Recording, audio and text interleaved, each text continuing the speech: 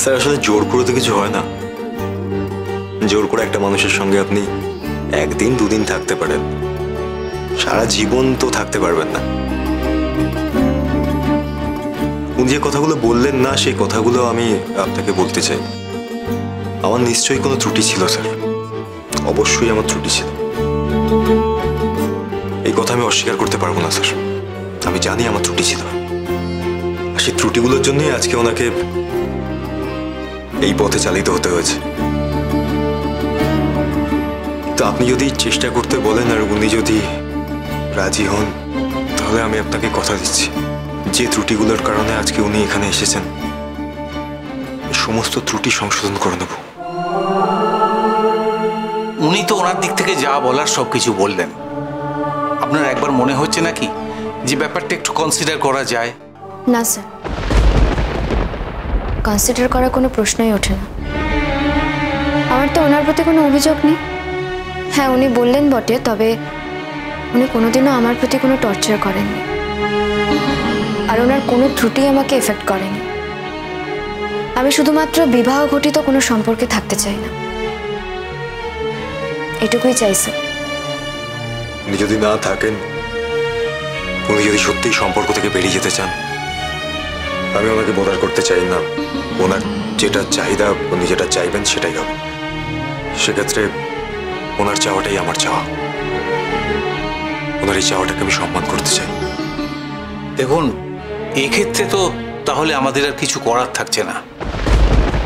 উনি এত ডেসপারেটলি চাইছেন সম্পর্ক থেকে বেরোতে, আর আপনিও বলছেন উনি যেটা চাইবেন সেটাই আপনার মত। তাহলে আপনারা যা চাইছেন তাই হোক। আপনি আর একবার ভালো করে ভেবে নিন। আমি ভালো করে ভেবে এই কথাগুলো বলছি। এতদিন ধরে আমি এটাই অপেক্ষা করেছিলাম যে কবে আমার জীবনে এই দিনটা আসবে। তাই নাকি? দেখুন, অনেক সময় বিয়ের আগে অনেক মেয়ের আপত্তি থাকে বিয়েতে, কিন্তু বিয়েটা হয়ে গেলে সেই সম্পর্কটাকে টিকিয়ে রেখে বাঁচতে চায়। আপনি দেখছি একদমই ব্যতিক্রম। হয়তো তাই স্যার। তাহলে আপনার কি আর কিছুই বলার নেই? না স্যার, উনি যখন চাইছেন তাহলে তাই। স্যার অ্যাকচুয়ালি আমিও চেয়েছিলাম, আমি আমার চাওয়াটাকে রেকটিফাই করেছি। কিন্তু তার মানে এটা নয় যে কোনো একজনের মত থাকবে না অথচ জোর করে আমি তার সঙ্গে থেকে যাব। উনি যদি স্বচ্ছন্দে মত দিতেন, তাহলে হয়তো আমি আমার সমস্ত ভুল ত্রুটি সবকিছু সংশোধন করে আরেকবার নতুন করে শুরু করতাম। কিন্তু ওনার যখন মতই নেই, তাহলে আমারও মত নেই স্যার। আপনি মুক্তির ব্যবস্থাই করুন। বাই দ্য ওয়ে, আপনার কি মেনটেনেন্স ইত্যাদি নিয়ে কোনো দাবি আছে? মানে সেসব নিয়ে কিছু ভেবেছেন? না স্যার, দাবি করতে যাব কেন? আর এই সব কিছু চাওয়ার আগেই উনি আমাকে সবটা দিতে চেয়েছেন। আমারই এই সব কিছুর প্রয়োজন নেই স্যার। যার সঙ্গে থাকবো না, যার সঙ্গে কোনো সম্পর্কই থাকছে না, শুধুমাত্র বিয়ে হয়েছিল বলে তার অধিকারের আধিপত্যই হব, এটা আমি নিতে পারবো না স্যার। আমার যা যা প্রয়োজন আমি সেটা নিজেই মিটিয়ে নিতে পারবো স্যার। অদ্ভুত, এইরকম কেস বড় একটা আসে না। যাই হোক, আপনার কিছু বলার আছে? না, উনি যা বলবেন সেটাই হবে। হ্যাঁ, এটাও ঠিক, উনি যদি বলতেন যে আমার সম্পত্তি 75% ওনাকে লিখে দিতে, আমি দিয়ে দিতাম। ইনফ্যাক্ট উনি যদি বলেন যে আমার সম্পত্তি সমস্ত কিছু 100% ওনাকে লিখে দিতে, আমি সবটাই লিখে দিতে পারি স্যার। আমার কোনো আপত্তি নেই। আপনি শুনলেন তো? হ্যাঁ স্যার, আমি জানি উনি আমাকে আগেও এই কথাগুলো বলেছিলেন। উনি একজন কাইন্ড হার্টেড মানুষ, কিন্তু আমার কোনো প্রয়োজন নেই স্যার। ঠিক আছে, তাহলে আপনারা যা চাইছেন তাই হবে। তবে একবার ডিভোর্স করলে আরেকবার বিয়ে করা যাবে না, এটা কিন্তু ঠিক নয়। আপনি আইনের নিয়মটা জানেন তো? জানি স্যার, তবে তার কোনো দরকার হবে না। কখন কার কি দরকার সেটা কি আগে থেকে বলে দেয়া যায় ম্যাডাম? আমার সবকিছু পরিষ্কার করে বলে দেওয়ার দায়িত্ব আমি বলে দিলাম। ঠিক আছে, তাহলে আপনারা আসুন এখন। আসছি স্যার।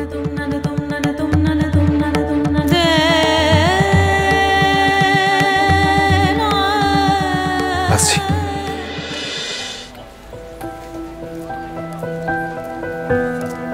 সব হয়ে গেল? হ্যাঁ জেঠুমনি, ঘটনাটা তাহলে ঘটেই গেল বোন। ঘটনাটা তো ঘটারই ছিল, এটাই তো হওয়ার কথা মিঠিদি। গুড্ডি, একটা কথা তোমাকে বলবো। আমি নিজে যেটা রিয়েলাইজ করেছি সেটা হলো পিকলুর মনের ভেতর কিন্তু একটা ডিলেমা ছিল। থাক, এসব কথা বলার এখন কোনো দরকার নেই। কার মনে কি ছিল সেটা জানার আমাদের কোনো প্রয়োজন নেই। যেটা হয়েছে সেটাই দেখবো, সেটাই জানবো। কতক্ষণ হয়ে গেল তোমার জন্য ওয়েট করছি অনুজ। আর তোমার তোমার দাদা বৌদি তো একেবারে পাল্টে খেয়ে গেল। হ্যাঁ মানে আমাকে জাস্ট একবার হাই বলে ওদিকে জেঠুমনির কাছে চলে গেল, আর কোনো কথাই বললো না। আর মিঠিদির বিহেভিয়ার দেখে তো আমি জাস্ট অবাক হয়ে যাচ্ছি। দেখো, কে কোথায় কি আচরণ করবে সবকিছু দায় তো আমার নয়। আমাকে এই কথাগুলো কেন বলছো? কোনো মানে হয় না তো, মানে অনর্থক। তুমি এত রেগে যাচ্ছ কেন অনুজ?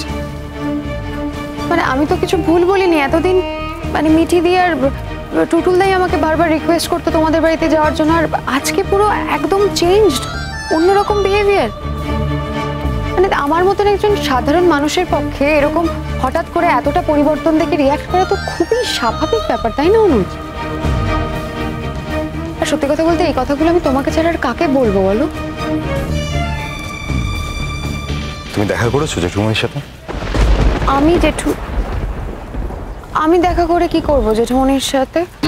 তাছাড়া কিরকম ভাবে রিয়াক্ট করবেন, কিরকম বিহেভ করবেন, তাই আর না মানে কথা বলিনি। তবে জেঠুমনি কথা বললে আমি নিশ্চয়ই কথা বলবো।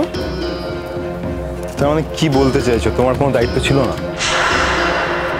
অনুজ, দায়টা তো শুধু আমার একার নয়, দায়টা উভয় পক্ষের। আর সত্যি কথা বলতে অনুজ, আমি কিন্তু এখনো তোমাদের বাড়ির বউ হয়ে যাইনি। বউ হয়ে গেলে তুমি কথাটা বলতে তখন তাও মানতাম। আমাদের বিয়েটা কিন্তু এখনো হয়নি অনুজ। হ্যাঁ, তা অবশ্য ঠিক। এই ক্ষেত্রে তো সত্যিই তোমার কোনো দায় দায়িত্ব ছিল না। কথাটা সেটা নয় অনুজ। যাই কথা থাকুক, আমি এসে শুনছি। আর তুমি জেঠুমনির সঙ্গে কথা বলতে চাও না, আমি তো তোমাকে জোর করে বলতে পারি না তুমি যাও। এনিওয়ে, উল্টো দিকে দাঁড়িয়ে মানুষটা কথা বলছে, একবার কথা না বলে তো আমি যেতে পারবো না। হ্যাঁ, তো তুমি যাও না। তুমি আমাকে কেন বলছো? আমি কি বারণ করেছি? তুমি আমাকে কেন ব্লেম করছো অনুজ? না না, আমি ব্লেম কিছু করিনি, বললাম। ঠিক আছে, তুমি ওয়েট করো, আমি আসছি। চলো মা, আমি তোমাকে পৌঁছে দিচ্ছি। বাবা, একটা কাজ করি না, একটা ক্যাব ডেকে নি, দিয়ে গুড্ডিকে হস্টেলে ছেড়ে তারপর তুমি আমাদের সাথে বাড়ি চলে যাবে। তাই ভালো। বলছি তোমরা সবাই এখানে আছো, মিঠিদি আঙ্কেল কেমন আছেন? ভালো আছেন এখন। তাছাড়া আজকের দিনেও যদি তোমার পাশে এসে না দাঁড়াতাম তাহলে আমার অকৃতজ্ঞতা শেষ হতো না। কেন বলো তো মিঠিদি, আজকে কোনো বিশেষ দিন নাকি? বরং আমার তো মনে হচ্ছে অনেকদিন পর আমি আমার স্বাভাবিক জীবনে ফিরতে পারছি, যেমনটা আগে ছিলাম।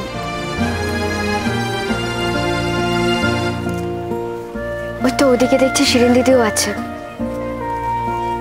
আমি একবার যাই, শিরিন দিদির সঙ্গে দেখা করে আসি। কেন? তোমার এখন ওখানে দেখা করতে যাওয়ার কি দরকার? ও কি তোমার সঙ্গে দেখা করতে এসেছে?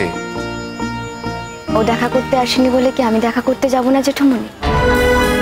একদিন তো ওরা আমার পরিবারের জন্য, আমার জন্য অনেক কিছু করেছে। কি করে বেইমানি করি বলো তো? দেখা হবে, কথা বলবো না, সেটা কি হয়? আমি যাচ্ছি জেঠুমনি, জাস্ট একবার দেখা করে বলে আসছি।